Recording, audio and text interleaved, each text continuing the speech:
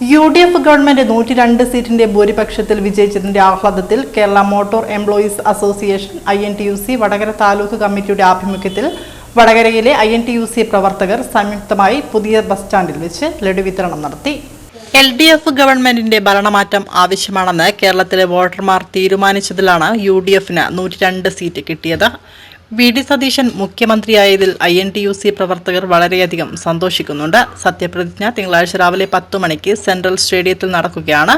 ലഡു വിതരണത്തിന് Madappally Mohanan, advocate E. Narayanan Nair, EK Rajan, Suresh Kulangarath, Nadakkal Vishwan, city Mayankutty, MB Sameer, MK Rajesh, Naushad K, Hamsa VP, K Majeed എന്നിവർ നേതൃത്വം നൽകി. 10 വർഷത്തെ LDF ഭരണത്തിന്റെ ജനങ്ങൾ മാറ്റി വിധിയായിരിക്കുകയാണ്. UDFന് 102 MLA ജനങ്ങളും, അതായത് വോട്ടർമാരാണ് തിരഞ്ഞെടുത്ത് അയച്ചത്. അതിൽ സ്വതവേ എല്ലാം പിന്നെ LDF UDF ആയാലും പിന്നെ മെമ്പർമാരെ വെച്ച MLA ഭൂരിപക്ഷം നോക്കിയിട്ടാണ് മുഖ്യമന്ത്രിയെ തിരഞ്ഞെടുക്കൽ. ഇത് നേരെ മറിച്ചിട്ടാണ് UDFന് സംഭവിച്ചത്. ജനങ്ങൾ, അതായത് വോട്ടർമാർ കഴിവിന്റെ പരമാവധി VD സതീശന്റെ പ്രവർത്തനത്തിന്റെ ഫലമായിട്ടാണ് അദ്ദേഹത്തെ ജയിപ്പിച്ചത് കൂടുതൽ. അതുകൊണ്ട് അദ്ദേഹത്തിന് മുഖ്യമന്ത്രി സ്ഥാനം കൊടുക്കണമെന്നാണ് പറഞ്ഞത്. പക്ഷെ അതിൽ ഇത്രയും ഇന്നൊക്കെ 15 ദിവസമായി ഇതിന്റെ പ്രഖ്യാപനം നീണ്ടുപോയിട്ട് അതിൽ ഞങ്ങൾ ഖേദിക്കുന്നുണ്ട്, ഇല്ലാന്ന് പറയുന്നില്ല. പക്ഷെ പൊതുജനത്തിന്റെ വോട്ട് ചെയ്തതിന്റെ അടിസ്ഥാനത്തിലാണ് പിന്നെ VD സതീശനെ മുഖ്യമന്ത്രിയാക്കി തിരഞ്ഞെടുത്തത്. അതിൽ രമേശിന്റെ പ്രശ്നമുണ്ട്, അതെല്ലാം പറഞ്ഞു തീർക്കും. KC വേണമാര് പിൻവലിച്ചിട്ടുള്ളത്. ഇതിൽ മുൻകൈ എടുത്തത് K മുരളീധരൻ, മുല്ലപ്പള്ളി രാമചന്ദ്രൻ, പിന്നെ VS ഇവരാണ്. ഏക്കെയാണ് ഡൽഹിയിൽ പോയിട്ട് രാഹുൽ ഗാന്ധിയെയും സോണിയാഗാന്ധിയെയും അതുപോലെ തന്നെ പ്രിയങ്ക ഗാന്ധിയെയും ഗാർഗയെയും കണ്ട് സംസാരിച്ച് മണിക്കൂർ സംസാരിച്ച് അങ്ങനെയാണ് ഇത് നീണ്ടുപോയത്.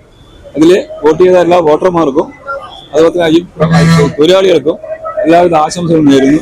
INTUCയുടെ എല്ലാവിധ പിന്തുണയും കേരള മോട്ടോർ എംപ്ലോയീസ് അസോസിയേഷന്റെ പേരിൽ ഞാൻ നന്ദി രേഖപ്പെടുത്തുന്നു. സാധാരണയായി കേരളത്തിന്റെ ചരിത്രം നമ്മൾ പരിശോധിച്ചാൽ മാറി മാറി വരുന്ന ഭരണങ്ങളുണ്ടാകും. ഈ കഴിഞ്ഞ പ്രാവശ്യം മാത്രമാണ് പിണറായി വിജയനെ സംബന്ധിച്ചോളം തുടർഭരണം കിട്ടിയത്. ആ തുടർഭരണം കിട്ടിയപ്പോൾ നമ്മളൊക്കെ ആഗ്രഹിച്ചു കേരളം വളരെ നന്നായി മുമ്പോട്ട് പോകുമെന്ന് നമ്മൾ പ്രതീക്ഷിച്ചു. പക്ഷേ ആ പ്രതീക്ഷയ്ക്ക് വിരുദ്ധമായി കേരളത്തിൽ നടന്ന ഭരണങ്ങളിൽ ഏറ്റവും മോശമായ ഒരു ദുർഭരണമാണ് കഴിഞ്ഞ കാലത്ത് ശ്രീ പിണറായി വിജയന്റെ നേതൃത്വത്തിലുണ്ടായത്. അതിനേറ്റ ആ കാര്യത്തിൽ കേരളത്തിലെ ജനങ്ങളെ സംബന്ധിച്ചോളം അതിൽ വലിയ അതിർത്തി ഈ തെരഞ്ഞെടുപ്പിൽ നമ്മൾ കാണുവാൻ സാധിക്കും.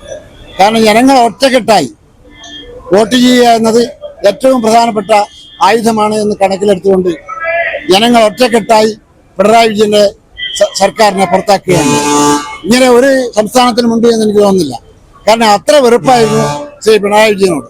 കോൺഗ്രസ്സുകാർക്ക് മാത്രമല്ല, മറ്റ് ജനാധിപത്യ വിശ്വാസികൾക്ക് മാത്രമല്ല, കേരളത്തിലെ മുഴുവൻ ജനങ്ങൾക്കും പിണറായി വിജയന്റെ ആ ദുർഭരണം അവസാനിച്ചു കിട്ടേണ്ടത് വളരെ ആവശ്യമാണ് എന്ന് തോന്നിയ ചരിത്രത്തിലാണ് ശ്രീ VD സതീശന്റെ നേതൃത്വത്തിൽ നമ്മുടെ ഈ മന്ത്രിസഭ അധികാരത്തിൽ വന്നത്.